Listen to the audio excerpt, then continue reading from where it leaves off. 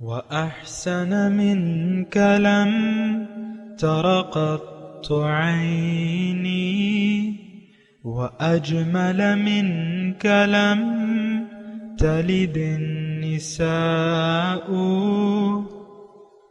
خلقت مبرأ من كل عيب خلقت مبرأ من كل عيب كأنك قد خلقت كما تشاء. كتاب أنزلناه إليك مبارك ليدبروا آياته وليتذكر أولو الألباب. یہ کتاب برکت والی ہے جسے ہم نے آپ کی طرف نازل فرمایا ہے تاکہ دانش مند لوگ اس کی آیتوں میں غور و فکر کریں اور نصیحت حاصل کریں. اللہم صلی علی سیدنا محمد وعلی آل سیدنا محمد بعدد کل ذرۃ مئۃ الف الف مرۃ. سامعین و ناظرین کرام، السلام علیکم ورحمۃ اللہ وبرکاتہ. سامعین کرام، سورہ الحجر درس نمبر 1083 آیت 20 اور 21. آج کا موضوع، کیا ہم اللہ تعالیٰ کو عملی طور پر اپنا رزاق تسلیم نہیں کرتے؟ اس کے ساتھ آج کے سبق کا آغاز کرتے ہیں. سب سے پہلے گزشتہ سبق کا اعادہ ہوگا. اعوذ باللہ من الشیطان الرجیم. پناہ مانگتا ہوں میں اللہ کی شیطان مردود سے. بسم اللہ الرحمن الرحیم. شروع اللہ کے نام سے جو بڑا مہربان نہایت رحم والا ہے. والأرض مددناها وألقينا فيها رواسي وأنبتنا فيها من كل شيء موزون. اور زمین کو بھی ہم نے پھیلایا اور اس پر پہاڑ بنا کر رکھ دیے اور اس میں ہر ایک سنجیدہ چیز اگائی. سامعین کرام، سورہ الحجر آیت نمبر 20. جعلنا لکم فیہا معیش، اور اس زمین میں تمہارے لیے میں نے معیشت کے اسباب بنا دیے. وَمَن لَّسْتُمْ لَهُ رَازِقِينَ، اور ان کے لیے بھی جن کے تم رازق نہیں ہو، ان مخلوقات کے لیے بھی. وَإِن مِّن شَيْءٍ إِلَّا عِندَنَا خَزَائِنُهُ، اور کوئی چیز ایسی نہیں ہے جس کے خزانے ہمارے پاس نہ ہوں. وَمَا نُنَزِّلُهُ إِلَّا بِقَدَرٍ معلوم، اور جس چیز کو بھی ہم نازل کرتے ہیں ایک مقررہ مقدار میں نازل کرتے ہیں. تو دیکھیں، اللہ تعالیٰ کی ربوبیت اور اس کی خلاقیت کا حال بیان ہو رہا ہے. اللہ تعالیٰ ہمارا رب ہے، لیکن ہم عملی طور پہ اس کو اپنا رب نہ مانتے ہیں، نہ تسلیم کرنے کے لیے تیار ہیں. یہ ایک جملہ ذرا آپ نوٹ کر لیں. ہو سکتا ہے آپ کو یہ جملہ عجیب لگے، لیکن عجیب نہیں، یہ ایک حقیقت ہے کہ اللہ کو ہم اپنا رب نہ مانتے ہیں، نہ تسلیم کرنے کے لیے تیار ہیں. کیونکہ اگر اللہ تعالیٰ کو ہم نے اپنا رب تسلیم کر لیا تو پھر اس کا تقاضا یہ ہوگا کہ اس کے حکم کے سامنے ہم سر جھکا دیں، اس کی نعمتوں کو ضائع نہ کریں. آج تو یہ ایک عام ماحول بن گیا ہے کہ ہم اللہ تعالیٰ کی جو نعمتیں ہیں، جس میں ہم سراپا ڈوبے ہوئے ہیں اور جس کو ہم گن نہیں سکتے، اس کو ضائع کرنے پہ ہم تلے ہوئے ہیں. زندگی کتنی بڑی نعمت ہے سامنے کرام، اس کا کوئی شمار نہیں ہے، اس کا ہم اندازہ نہیں لگا سکتے. اللہ تعالیٰ نے جو مجھے یہ زندگی دی ہے تو اس کی اتنی بڑی نعمت ہے کہ اس کے عوض دنیا میں جو بھی زندگی میں گزار رہا ہوں، اگر میں نے یہ صحیح طریقے سے گزاری تو میں پھر جاؤں گا دنیا ہی میں اس کے اثرات شروع ہو جائیں گے، لیکن میں اس پہ ابھی بات نہیں کر رہا.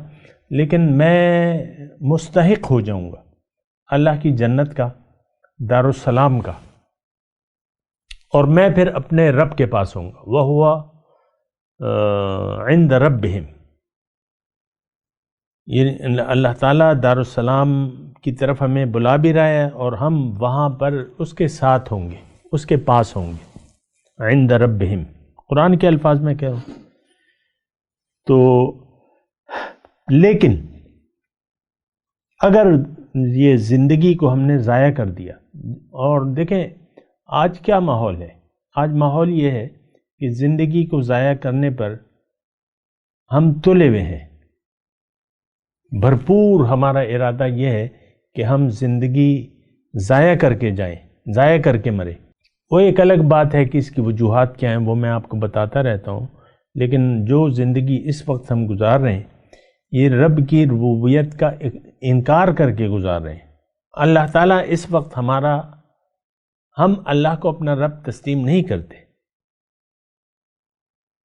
تسلیم اگر کر لیتے تو پھر اس کے تقاضے بھی پورے۔ دیکھیں جس چیز کو دنیا میں آپ دیکھ لیں، جس چیز کو آپ تسلیم کر لیتے ہیں پھر اس کے آپ تقاضے پورا کرنے لگ جاتے ہیں، شروع ہو جاتے ہیں۔ مثال کے طور پہ دوپہر کا صبح ناشتہ کر لیا، اب دوپہر کا کھانا ہے، گھر میں مہمان بھی آئے ہوئے ہیں، دوپہر کا کھانا ایک ضرورت ہے، مہمان رہیں گے آپ کے گھر میں شام تک مثال کے طور پہ، اور گروسری نہیں ہے، سودا نہیں ہے، کچھ گوشت، چکن، چاول، یہ سب کچھ نہیں ہے، اور گھر میں پکانے والے تو ہیں۔ تو دیکھیں جب آپ تسلیم کر لیں کہ ہاں مہمانوں کو میں نے کھانا کھلانا ہے، تو پھر آپ اس کی جو گروسری ہے، جو ضروریات ہیں، وہ پھر آپ بازار جائیں گے، لے آئیں گے، دے دیں گے کہ بھئی لو پکاؤ۔ یعنی ایک چیز کی دیکھیں جب آپ ضرورت محسوس کرتے ہیں تو پھر آپ اس کے تقاضے بھی پورے کرتے ہیں۔ بس یہ ایک جملہ میں آپ کو کہنا چاہ رہا ہوں اس مثال میں۔ اگر ایک چیز کو ہم اس کی ضرورت تسلیم کر لیں حقیقی طور پہ، تو پھر اس کے جو تقاضے ہیں وہ پھر آپ خود بخود پورے کرنے لگ جائیں گے، جو بھی ہوگا آپ کریں گے۔ تو دیکھیں ہماری جو زندگی ہے اس کا ایک نتیجہ ہے، اچھا یا برا۔ اگر اللہ کو ہم اپنا رب تسلیم کر لیں، مثال کے طور پہ میں عرض کر رہا ہوں، اگر یعنی زندگی میں اگر ہم کامیاب ہونا چاہتے ہیں، اور جیسا کہ اللہ تعالیٰ نے ہمیں بتایا ہے کہ بھئی تمہاری اس زندگی کا اثر آنے والی زندگی پر ہوگا یقیناً، برائی کرو گے تو اس کی سزا بھگتو گے، اچھا کرو گے تو اس کا انعام ملے گا، یہ تو اللہ تعالیٰ نے بتایا۔ اگرچہ ہمیں یقین نہیں ہے لیکن چلیں تھوڑی دیر کے لیے یقین کر لیں۔ اب جب آپ کے لیے آپ کے سامنے جب وہ ضرورت کا احساس پیدا ہو جاتا ہے کہ بھئی وَفِي الْآخِرَةِ عَذَابٌ شَدِيدٌ وَمَغْفِرَةٌ مِّنَ اللَّهِ، اللہ تعالیٰ نے قرآن میں بتایا ہے، ہمارا تو یقین نہیں ہے لیکن بتایا تو ہے۔ اللہ تعالیٰ نے فرمایا وَفِي الْآخِرَةِ، آخرت میں عذاب شدید ہے، یہ بخشش ہے اللہ تعالیٰ کی طرف سے، وَمَغْفِرَةٌ مِّنَ اللَّهِ، بخشش۔ تو اس وقت جو ہے ہم جو زندگی گزار رہے ہیں وہ اللہ کی بندگی میں نہیں گزار رہے، کیونکہ ہمیں آخرت کے شدید عذاب سے کا نہ خوف ہے نہ جنت کی کوئی لالچ ہے۔ آپ ضرورت ہی نہیں محسوس کرتے بندگی کی۔ بندگی تو ضرورت ہے، ٹھیک ہے، پہلے تو دنیا کی ضرورت ہے اور پھر آخرت میں کامیابی کے لیے بندگی کا مطالبہ ہے آپ سے۔ ان اعبدوا اللہ، اللہ کی بندگی کرو، وَاعْبُدُوا اللَّهَ وَلَا تُشْرِكُوا بِهِ شَيْئًا، اللہ کی بندگی کرو، اس کے ساتھ کسی کو بھی شریک نہ کرو۔ لیکن بندگی تو تب ہوگی، تب آپ کو ضرورت محسوس کریں گے جب آپ کا یقین آخرت پر ہو۔ تو آخرت پہ ہمارا یقین نہیں ہے تو اب کیا مطلب اس کا نتیجہ کیا ہے کہ بندگی کی آپ ضرورت محسوس ہی نہیں کرتے، اور بندگی کرتے ہوئے آپ ٹھگی کرتے ہیں، بے ایمانی کرتے ہیں، کچھ کرتے ہیں کچھ نہیں کرتے، اور جو کرتے ہیں وہ بھی اپنی مرضی سے کرتے ہیں۔ یہ جو ہم کچھ کر رہے ہیں، یہ آج کے مسلمان جو کچھ بھی کر رہے ہیں، نیک اعمال بظاہر کر رہے ہیں، یہ دراصل اس کی خواہشات ہے. سب کچھ ہم نے اپنی مرضی کے تابع کر لیا ہے. یہ دراصل خواہشات نفس کا اتباع ہے.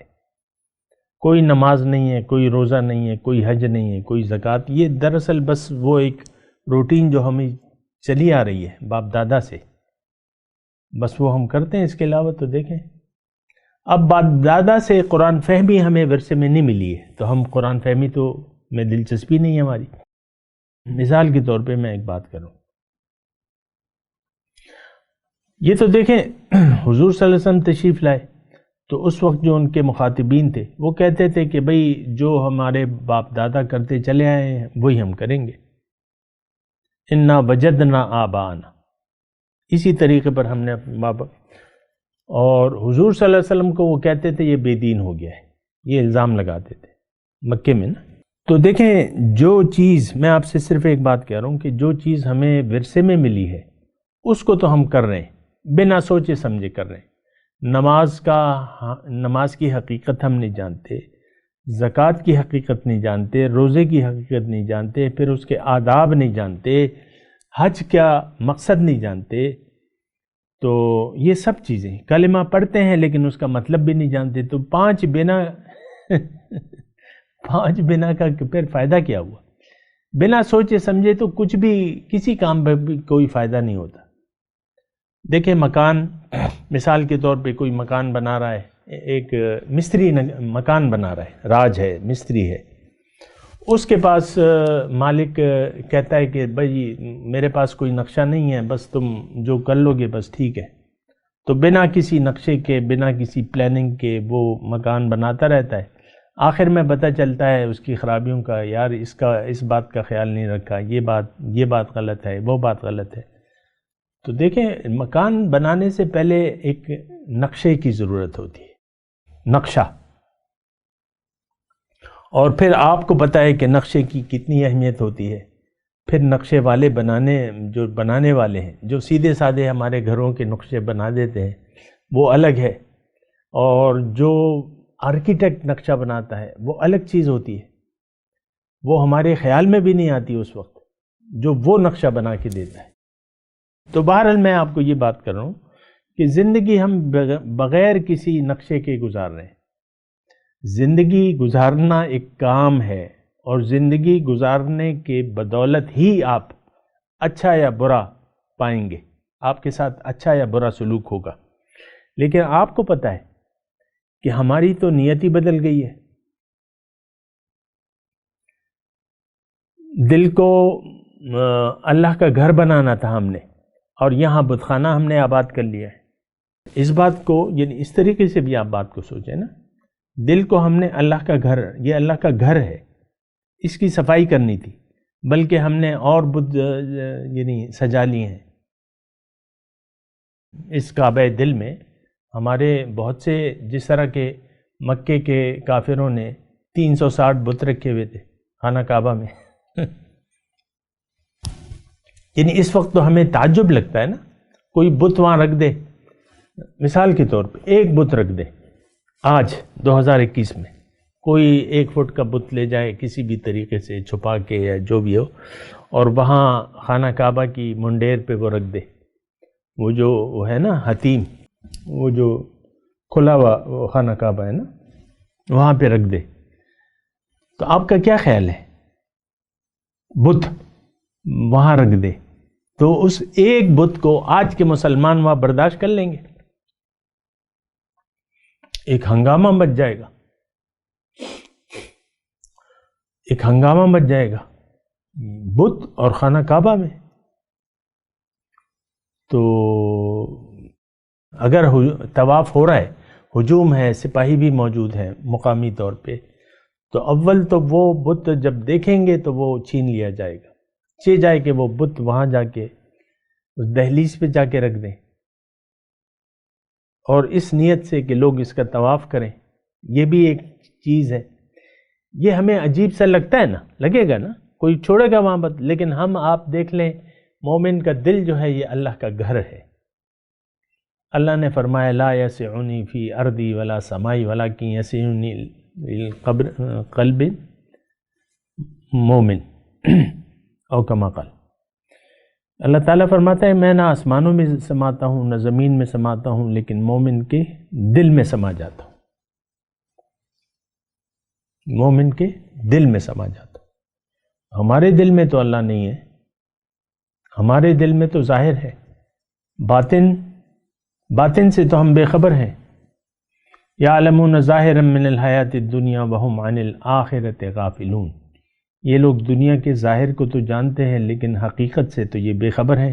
میں آپ کو کہہ رہا تھا کہ یہ ہمارا جو کعبہ دل ہے، اس کی ذرا آپ اہمیت تو دیکھیں۔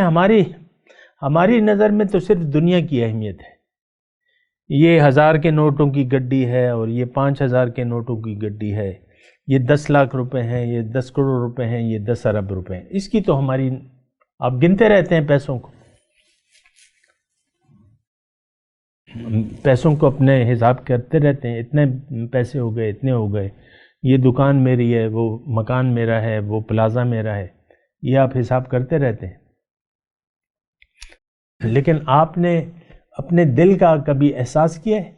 دل جو اللہ کا گھر، جسے اللہ تعالیٰ اپنا گھر قرار دیتے ہیں، قلب المومن عرش الرحمن ہے، تو آپ نے کبھی اس کا اندازہ لگایا؟ میں آپ سے پوچھ رہا ہوں، کیا آپ نے اس یعنی دل میں اللہ کو بسانے کی بارے میں کبھی سوچا ہے؟ یا اللہ کا یعنی اس وقت جو ہم زندگی گزار رہے ہیں، ابھی تو کیفیت یہ ہے کہ ہمارے دل میں اللہ کے سوا ہر ایک گن بلا اس میں موجود ہے۔ یہ میں، یہ میری بیوی، یہ میرا شوہر، یہ میرا گھر، یہ میرا کاروبار، پھر یہ میرا بیٹا، یہ بیٹی، اور یہ میرا نواسا نواسی، بس بات ختم ہو جاتی ہے۔ ہمارے دل میں تو کافی بت ہیں اور ان بتوں کی ہم پوجا کر رہے ہیں، یعنی ان کے لیے زندگی گزار رہے ہیں۔ یعنی بت کا مطلب یہ ہوتا ہے کہ آپ اللہ کے راستے میں جو چیز رکا، یعنی اللہ کی محبت ہونی چاہیے، تو اللہ کی محبت کو نظر انداز کر کے آپ نے اپنی محبت دنیا میں تقسیم کر دی ہے۔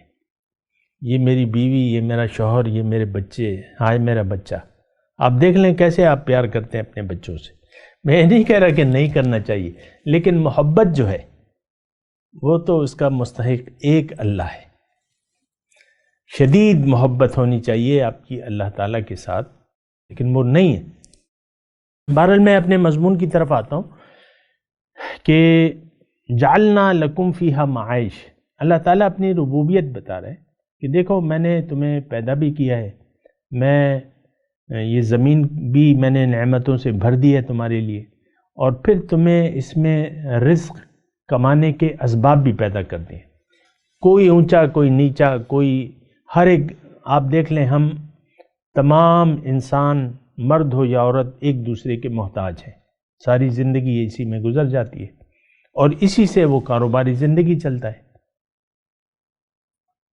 اس کی میں تفصیل میں نہیں جاتا، ہم ایک دوسرے کے محتاج ہیں، اسی میں پھر ہماری معیشت بھی چلتی ہے، اور معیشت کے اسباب بھی اللہ تعالیٰ نے بنا دیے ہیں۔ یہ بڑی لمبی طویل فہرست ہے، لیکن میں اس کی تفصیل میں نہیں جاتا، بس مختصر بات، وَجَعَلْنَا لَكُمْ فِيهَا مَعَائِشَ وَمَن لَّسْتُمْ لَهُ بِرَازِقِينَ، میں نے اس میں تمہارے لیے معیشت یعنی رزق کے اسباب پیدا کر دیے ہیں، اور ان لوگوں کے لیے بھی جس کو تم رزق نہیں دیتے، جس کے رازق تم نہیں ہو۔ مچھلی، ویل مچھلی، وہ بلو ویل کا میں پڑھ رہا تھا، کوئی 33,000 کلو ایک دن کی خوراک ہے بلو ویل کی، 33,000 کلو گوشت مچھلی۔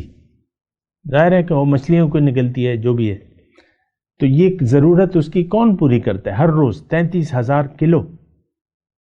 یہ اگر اس کو آپ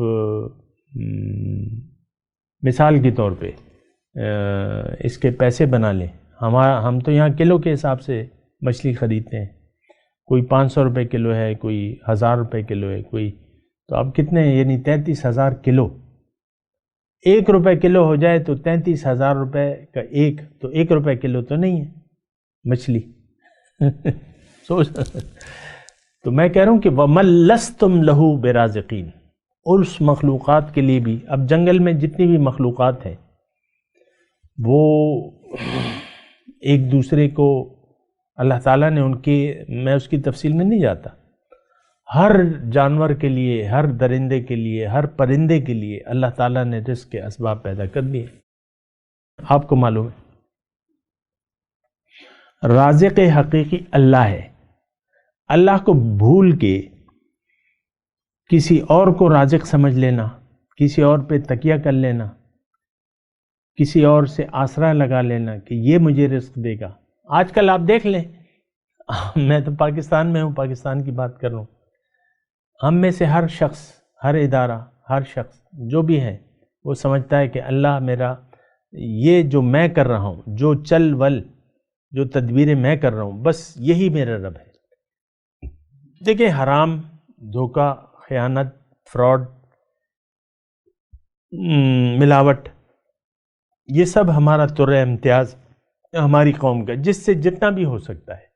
پھلوں کی منڈی میں آپ چلے جائیں نا، جو باغبان ہے، ہمیشہ جو ناکارہ چیزیں ہوتی ہیں، چھوٹے پھل ہوتے ہیں، مثال کے طور پہ امرود ہے تو وہ چھوٹے چھوٹے امرود پہلے ڈالے گا، یہ ایک عام رویہ ہے، اور اوپر جو سرا ہے وہ سجا دے گا، جبکہ ہمارے دین میں اس کی ممانعت ہے۔ حضور صلی اللہ علیہ وسلم جا رہے تھے بازار میں، ایک گندم والا تھا، حضور نے اس میں ہاتھ ڈالا، نیچے سے وہ تھوڑی سی بھیگی ہوئی گندم نکلی،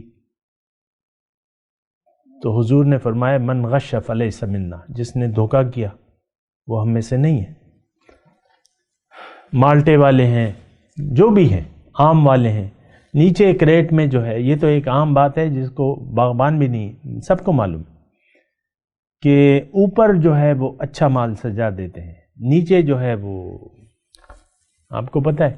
پھر ٹھیلے والے بھی اسی طرح کرتے ہیں، انہوں نے گلے سڑے پھل چھپا کے یا اس طریقے سے یعنی اس کو وہ کر کے جب سودا ڈالتے ہیں تو وہ بھی ساتھ ڈال دیتے ہیں، کہتے ہیں ہم تو یہ گھر نہیں لے جا سکتے۔ بہرحال یہ مطلب دیکھیں، یہ ایک عام مطلب ہم اللہ کو رازق نہیں تسلیم کرتے، ہمارا بھروسہ رب پر نہیں ہے، غیر پر بھروسہ ہے، باطل۔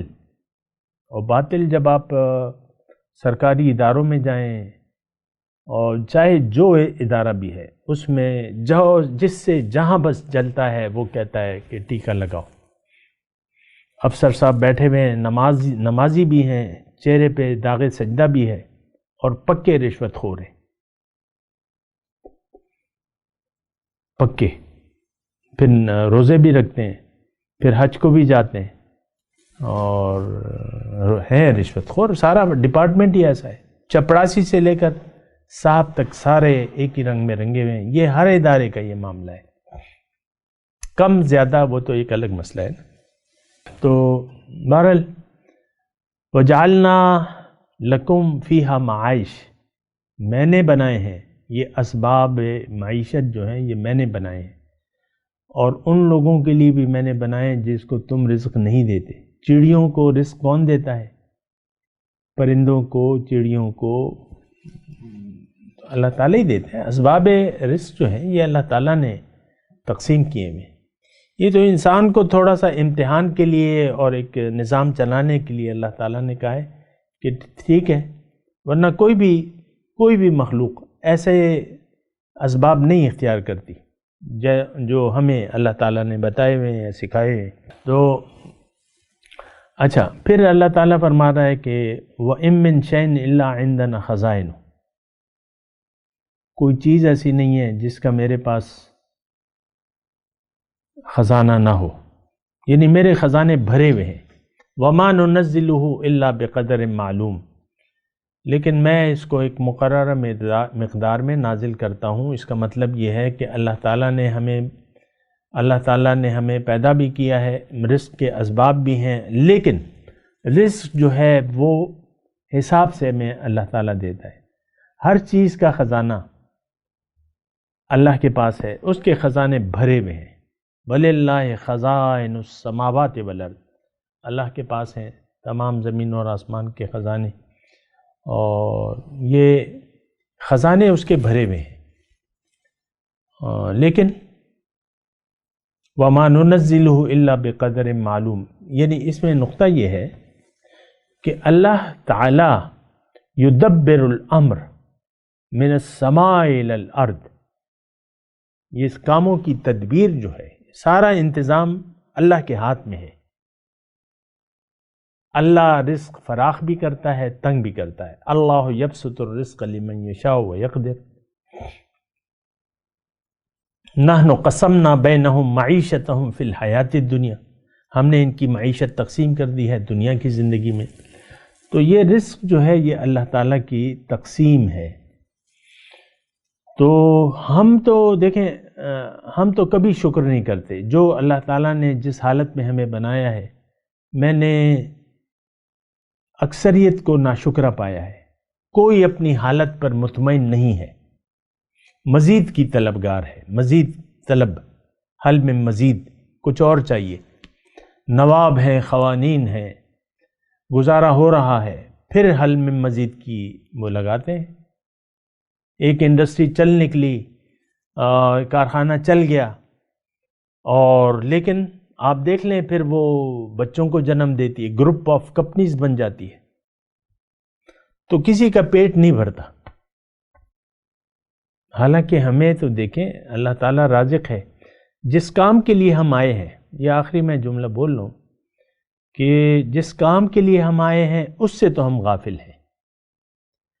جو اللہ جس کا ذمہ اللہ تعالیٰ نے لیا ہوا ہے اس کی ہمیں پریشانی ہے، رزق کا ذمہ اللہ تعالیٰ نے لیا ہوا ہے لیکن ہمیں اسی کی پریشانی ہے۔ دوسرے یہ کہ پیٹ نہیں بھرتا، اور پھر اس سب کا نتیجہ یہ ہوتا ہے کہ ہم سوچے سمجھے بغیر دنیا سے چلے جاتے ہیں، اور یہ تو آپ کو پتہ چل جائے گا کہ یعنی دنیا میں بھی پتہ چلتا ہے، لیکن ہم تو غافل ہیں۔ میں تو آپ سے کہتا رہتا ہوں، اللہ کی یاد سے اگر آپ نے دنیا میں منہ موڑ لیا تو آپ چین کا سانس نہیں لے سکیں گے، آپ کی زندگی تنگ گزرے گی، آپ پریشان حال ہوں گے، بدحال ہوں گے۔ قدرتی طور پہ یہ قدرتی تقاضا ہے۔ آپ نے جہنم کو غیر شعوری طور پہ جہنمیوں کے اعمال کو پسند کر لیا، ہدایت سے منہ موڑ لیا، اب آپ دنیا آپ کے لیے ایک جہنم کی مانند ہوگی، پریشان حال ہوں گے، بدحال ہوں گے۔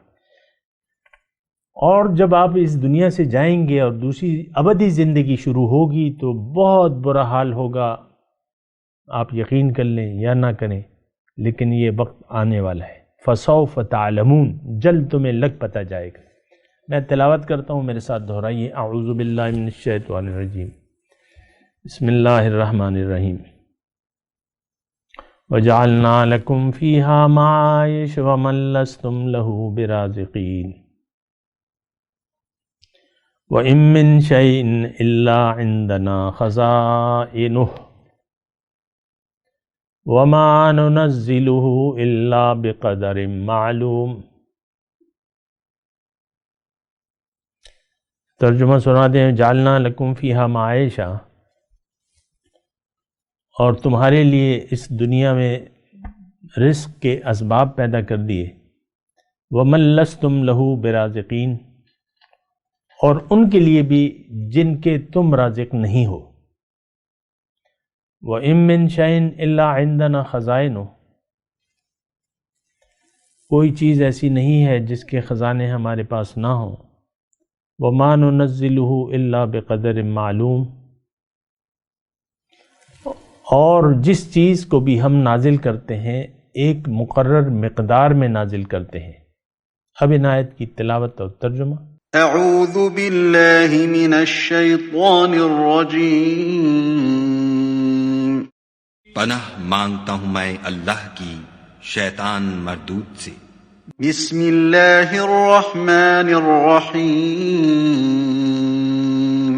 شروع اللہ کے نام سے جو بڑا مہربان نہایت رحم والا ہے۔